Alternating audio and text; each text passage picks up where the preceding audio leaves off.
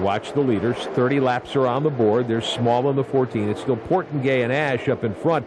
Cameron now trying to race his way by Potashnik. That's for 5th spot. And right in the mix as well is John Wood in the 50 car. Wood will get by Cameron to take over 6th. Man, oh man, no matter what, the bottom is just fast right now. That white line. Austin tried the outside to get around Potashnik. Couldn't do good. Now look at here, John Wood trying the outside. Let's see. Look at this. The outside's faster for John Wood. His car's set up to run the outside. Wood working on Potashnik there as they come to the front straightaway. Cameron right in behind along with Brendan Gaughan. And it looks like the high side will work for John Wood. He'll pick up a spot, move up to 5th. And look at Austin. Austin said, by God, I tried it early. I think Sammy's slow. Yeah, the 65 car definitely with a problem. He is off the pace. The Lucas Oil Chevrolet. Potashnik out of the throttle as they come onto the backstretch. Tough break indeed because he was in the top 5 just a moment ago. Meantime, Brandon Ash has just gotten around Steve Portengay for the lead. Wow, that's impressive right there. Portengay has been fast. He found that early groove of right down there on the white line. Now we're still early in the going. Portengay started 11th. Brandon Ash started 13th. So Kenny Wallace sets a strong drive for the pilot of the 23 there. Yeah, it really is. And not just is it a strong drive for him, but I think what's happening right now is we're seeing these guys, these drivers, find out what this racetrack's all about. For 2 days they've been out here all by themselves. I bet a lot of them haven't even found that white line. And, you know, they're running about in the middle of the racetrack, and now they're just really finding out what this racetrack's all about and how to drive it. And a lot of guys that didn't qualify good, like we talked earlier, are now coming on. Watching the leaders funnel through to put another lap on the board here. Take a look back at Brendan Gaughan working on Austin Cameron in the 12. Gaughan in the Napa Chevrolet, the 16 car. Austin, I love saying that name. Oh, wow, look at this. Gaughan underneath Austin. Brendan Gaughan with his first win on the tour a while back. For this season anyway, trying to move up and get into contention. And Jason Small coming back here as well. Good 3-car battle. Man, oh man, whoa, look at that. Gaughan almost got up in the left rear of Austin Cameron. I keep wanting to say Austin Powers. I can't help myself. I mean, that's not a bad guy to be, Austin Powers. I guess not. Look at this. This is a great race. Brendan Gaughan trying to get around Austin Cameron. The 12 car is Cameron. Gaughan in the 16 right behind him. And Small, who led earlier, started 4th in that 14 car. He is right in the hunt as well. Now, Rick, let me explain something to all the people out there saying, okay, you're faster, why don't you just pass him? This is all aerodynamics. Now, let's watch Brendan. He's going to try to make a move here. But now we almost got a 5-car freight train. This racetrack going 200 mile an hour really is aerodynamic. That's what it's all about. The car, when you get them bunched up like this, the guy in the front has seen clean air. Now, Brendan Gaughan, his car doesn't see any air because he's right up underneath Austin. So, I mean, you got to time everything perfectly. See, he still can't get the pass done because right now his front end isn't getting any downforce. Let's watch him keep working on him. Gaughan trying to turn inside of the 12 car, coming off the corners, on board with Brendan Gaughan. There we go. Down the main straightaway. Wow, under the white line there. Yeah. That's dangerous there because of the elevation change in the racetrack. If that had been Talladega or Daytona, NASCAR, the Winston Cup division would have black flagged him. They got the new out-of-bounds rule in the Winston Cup Series, you know. No racing underneath that line, but in the Winston West Series here, we just seen Brendan Gaughan take his car on the front straight over below that to make the pass. Gaughan with the inside move. Now he's by the 12 of Cameron and starting to open up some ground there. And Small in the 14 next in that group. We've got Eric Norris there as well in the 32 car in that group of 4 machines. This is a race. I mean, this is incredibly good racing for a racetrack this big.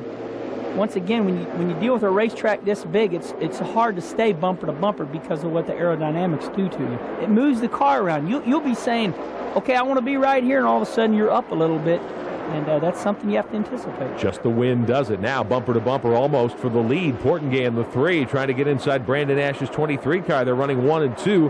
Portengay was the restart leader after we put the green back out several laps ago. Ash got by him. Now Portengay right in his tire tracks. Portengay still finding that white line down there really fast in the middle of turns 1 and 2. Ash able to hold him off. Now Portengay is a great veteran of this series. Ash, a relative newcomer, a couple of years under his belt here. If you're a young driver and you don't have as much experience as the guy who's stalking you, what are you thinking when you see that car up there in the mirror? Well, when I first started racing, I used a technique that I'm not saying anybody taught it to me, but I said, hey, that guy's not behind me. I looked ahead. You take pictures in the mirror. Every time you come up off the corner, Dick Trickle taught me this, take a picture. See where he's at so that way you don't run him in the wall. But you got to really focus on what's ahead of you. All right, closing in on halfway. 40 laps are on the board at Kansas. We'll be right back on Fox. Welcome back to the Kansas Speedway on Fox Sports Net. The NASCAR Winston West Series, the Kansas 100. As we watch everyone trying to chase down young Brandon Ash, this is a battle a little deeper in the pack. Sean Woodside in the 45 car up to third right now. A great run for Woodside, one of his best outings of the season. And he's got John Wood right with him there in the 50, Brendan Gaughan in the 16. Now, you were talking, Kenny Wallace, while we were in commercial there about Brandon Ash, who's leading the show. He's picked up, obviously, a lot of speed since qualifying yesterday. You know what? We can say the same thing. Right now, I'm looking at the qualifying rundown. Sean Woodside. Oh, we got a wreck. John O'Neill. Oh, boy. The Price Chopper Chevrolet of O'Neill, local hero from Kansas City, local short track star. He has belted the wall, backed it in, obviously, and shortened that Chevrolet up a ton. So O'Neill, who had high hopes today, qualified 21st and had moved up nicely. In fact, he was fourth on the restart. That is a heck of a hit that he took in that race car. Rick, looks like he's got his left hand up holding his head, or, yeah, he did. I hope he's okay. They teach you, if you're okay, let the window net down. So hopefully, you know, the window net's down. Hopefully he's all right. So the window net will come down, hopefully, for O'Neill. He refires the car. Not so just is he all right, yeah, he's waving. He's really okay. He's got a cut tire on the left rear side, and I can't imagine that car is very drivable with all that damage. What do you think? Rear clip, I would think, would be damaged there. Yeah, he's done for the day. Obviously not running for points. He's driving it in. That's okay. But even if they put tires on it, I mean, that car's, there's nothing on the rear, but it would be totally unstable, no downforce, and spin out going down the straightaway. Chances are the fuel cell's been moved around underneath there and some other things too. So O'Neill's crew will have a look-see, but in all likelihood, the one car is done for the afternoon. We'll try to find out a little bit more in just a moment or two. Bob Wharton and the crew jumping the wall to try to help O'Neill, and they're not in any hurry, as you can see there. So I think they're just trying to, well, they are going to try to fuel the car. Let me give you one tip here, Rick. When the driver, I mean, this is bad to say, but when the driver looks in the mirror and does not see his spoiler, that means your day is over. That means there's no rear end on the car. That is certainly one of the things to watch for as we see part of a tire being picked up by the safety crew, and perhaps that tire is what caused O'Neill to wreck. Man, you nailed it right there again. You're good today, Rick. I would guarantee you that's what happened. The whole tire rolled off.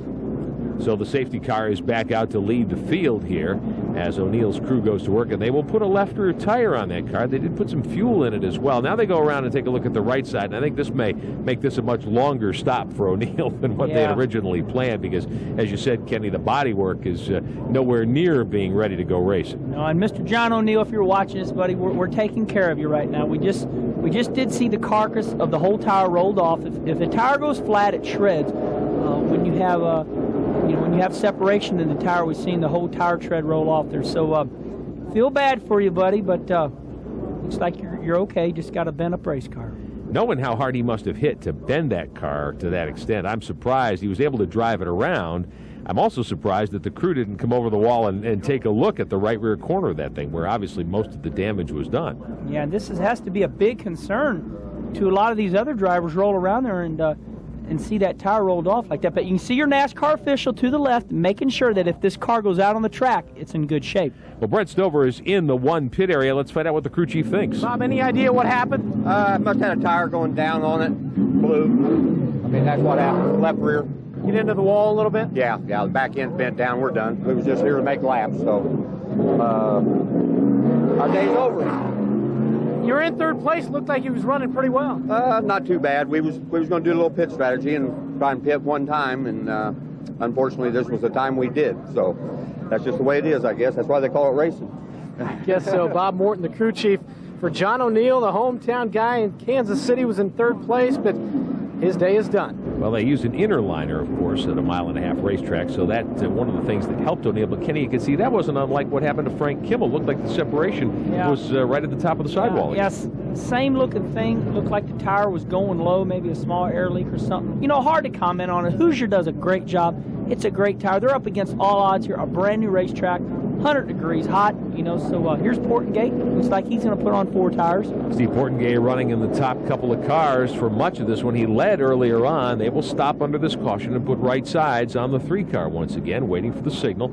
Crew lets the jack down, and Portengate is down and away. Saw some of the other cars still on pit road. Austin Cameron's crew there working as we are under caution for the 3rd time here this afternoon. Let me say something, Rick. You know, we're talking about all these blown tires. That is not to demean any tire builder out there. It's not to demean Hoosier, Goodyear, nobody.